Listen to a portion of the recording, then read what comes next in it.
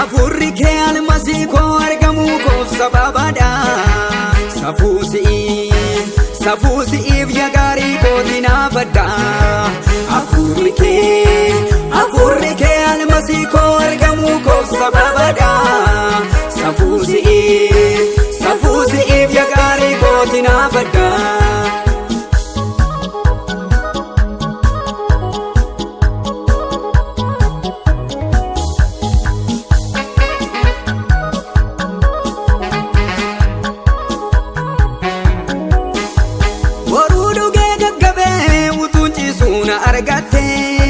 Badhaasa keenaati yaa Rabbii na millatte. Yoo maal jedheen baasa eegaan danoon maakee.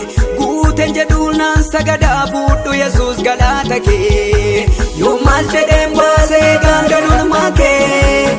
Guuteen jedhuun naan sagadaa fuudhu Yesuus galaata kee. Siin ta'ee abbaa koonaaf garummaanii. Ansinaaluu lafa wajjin numneen beekamanii. Afurri kee almasii koo argamuu koof sababaadha. Safuu si'iif yaa gaarii kooti naafadha. Afurri kee almasii koo argamuu koof sababaadha. Safuu si'iif yaa gaarii kooti naafadha.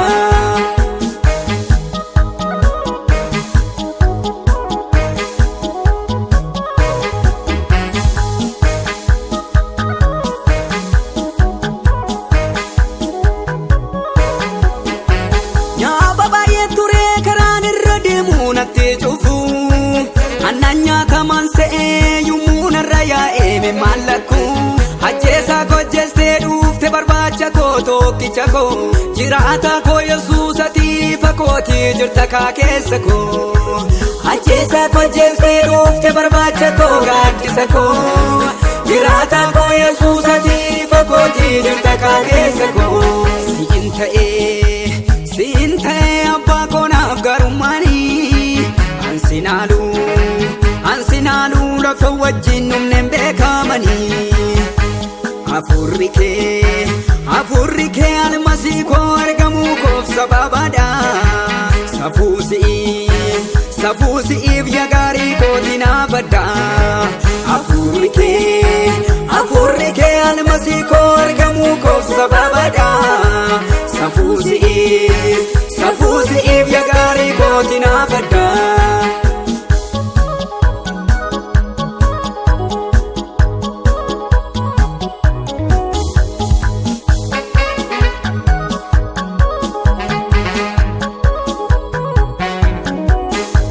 Fedhii koo bimbuluu dhugaa kennan labaa bu'aa baay'ee sinna tarkaanfachiisee.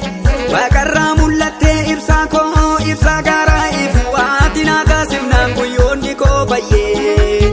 Waan biraan lallabu wanti naa ta'e hunduu si'ina naa ta'ee. Si waamuun ulfinaa humna maqaa keetuu ba'aa ulfaataa koo narraa lafaan dha'ee. Waan biraan lallabu wanti naa ta'e hunduu si'ina naa ta'ee. Si waamuun ulfinaa humna maqaa keetuu ba'aa ulfaataa koo narraa lafaan dha'ee. Siin ta'ee abbaa koonaaf garummaanii. Ansinaaluu lafa wajjin numneen beekamanii. Afurri kee almasii koo argamuu koof sababaadha. Safuu si'iif yaa gaarii kooti naafadha. Afurri kee almasii koo argamuu koof sababaadha.